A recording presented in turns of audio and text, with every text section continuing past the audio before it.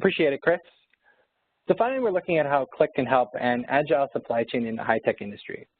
So as supply chains are complex and can contain data from different stakeholders, such as sales, marketing, or logistics, transparency is the key to success. So Qlik helps give the consumer visibility into their supply chain data at any point, right down to the most granular, detailed transaction level.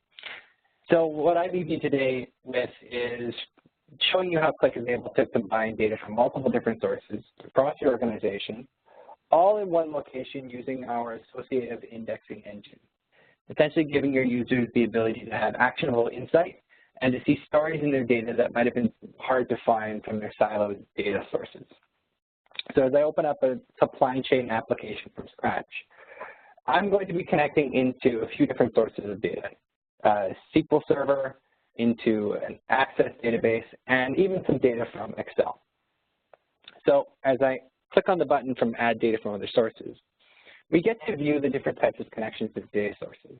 And we have many different types of web connectors and API-style connections, or I also have some built here on the side. One out to my SQL Server by ODBC, and one out to my Access database via ODBC. So as I open up my ODBC connection into my SQL Server, I can see the database, I can preview the metadata, I can grab the database owner, and I can see the tables that I want to extract. In my case, categories, products, and status table. I'm going to add the data into Qlik. So Qlik is actually viewing the data, it's indexing it, it's actually picking up things like timestamps and countries and cities to allow you to map them automatically, and it brings me into a data manager step, or I call the bubble layer. Now I want to bring in some more data, so I'm going to add this plus button here and bring in data from my Access database around my customers. In this case, again, the process repeats. I can see here, for example, I have my customers database, which I'll preview, and again, look at the data if I want to decide to bring back certain columns or not, rename them, or just add the data as is. And then finally, what I'll bring in is my orders or my transaction data, which might be sitting in something like an Excel file or in another data source. And in my case, I'm actually just going to drag and drop it onto the screen and allow it to prepare the data, index it. Now this is the biggest data file, so it takes a little longer, and you'll be able to notice the size of the data by the size of the bubble. So at this point, my data sources aren't talking to each other, they're not associated. But Qlik gives you visual insight on how to associate these tables together. By selecting on a table, you can view the data at the bottom, or hover them over other tables, and you can see how Qlik is telling you what the most accurate association will be in green. As I let go, it actually associates on the proper key field status ID, and I can continue this process. Red means don't do it. Orange means it's not recommended, but you could. Green means it's most recommended to do it. So as I continue this process and let go, I can go through the screen and add them manually, or I can even like Qlik's magic wand here on the right do everything for me.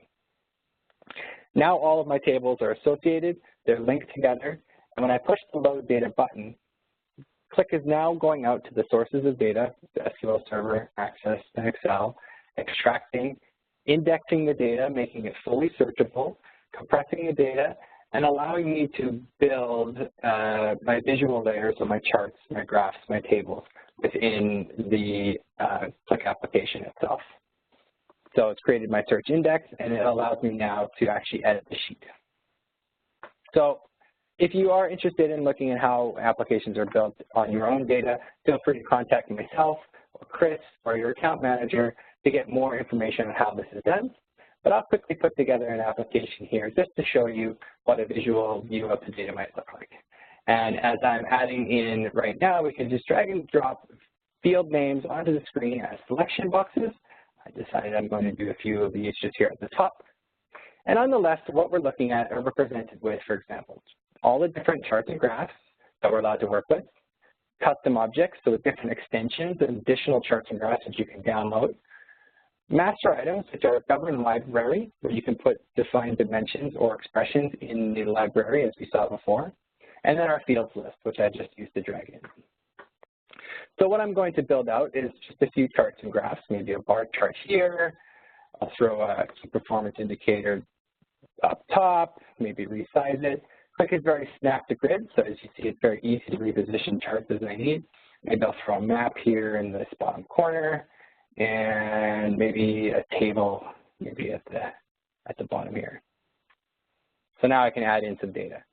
So for example, this measurement here for key performance indicator, it's just going to ask me what do I want to look at. Maybe I'll look at overall sales and sum of sales. The map itself, add a dimension. In my case, I might want to add, let's say, the country code, so we can see the countries. I might want to add the background of the country itself, and then color it by something. In my case, maybe I'll color it by the cost of sales, so we can see what's going on. Throw that on top, and I'll color it by the overall cost of sales. The table below is maybe where I want to see my transactions. So I'll look for order ID, so I can see the actual transaction ID, and overall maybe measurement of the sales on that one as well. So I'll add some sales. And then finally up top, maybe a bar chart of, actually in my case, I might do a drill down. So let's add a master item of a drill down style dimension. So I go into my dimensions, and I might say I wanted to drill down from country, down into city, down into the customer name. I'll name it something. I'll just say country to customer. I'll add that as a dimension. So now I can actually use this dimension as a governed library, and it's here ready for me to use. Similarly, I could quickly add a measure.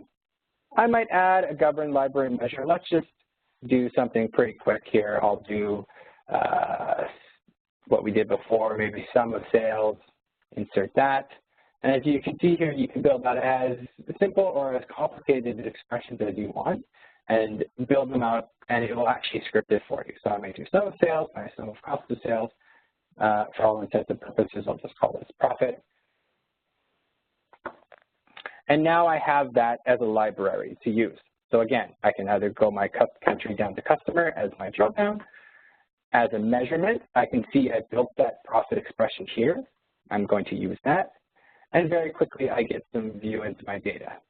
So if I come back to my edit view, I can now interact with my data, and everything is associated from my orders table, from my products table, from categories, from customers.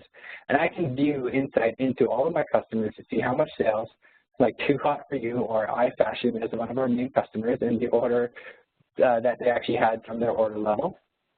And as I've been developing this, you may have noticed I've just drilled the charts and graphs down. As a designer or a developer, I'm not as worried about the what device a user might be viewing my application on. QlikSense is built around a responsive web design. So for example, I have a nifty website here which shows me the view of my website in different types of modes.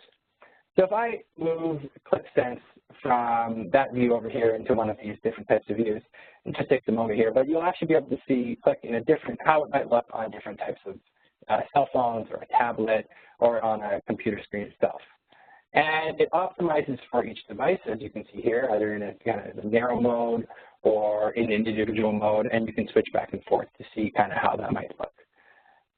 So this is how a developer or a connected consumer is able to bring data from multiple different sources and get more insight into your supply chain data from the highest level of country sales down to the transaction data of an order or an operation transaction detail. Thank you very much.